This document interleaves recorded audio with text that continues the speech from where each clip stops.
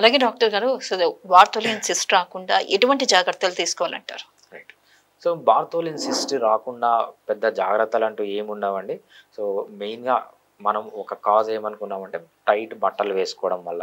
So, ఆ tight బట్టలు వేసుకోవడం తగ్గించండి.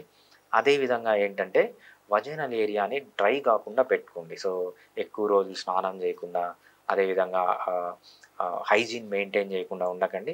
మెయిన్‌గా ఏంటంటే అక్కడ డ్రై అయిపోవడం వల్ల లేదా డస్ట్ అక్యుములేట్ కావడం వల్ల రెగ్యులర్‌గా వాష్ చేసుకుంటూ ఉండండి. ఇంకోటేంటంటే వజైనాని ఆహ్, సెక్షువల్ ఇంటర్‌కోర్స్ ముందు, సెక్షువల్ ఇంటర్‌కోర్స్ తర్వాత వాష్ చేసుకోవడం అనేది చాలా మంచిది. ఈ టెండెన్సీ ఉన్నవాళ్ళు. దాంతో పాటు హోమియోపతి ట్రీట్మెంట్ వాడొచ్చు.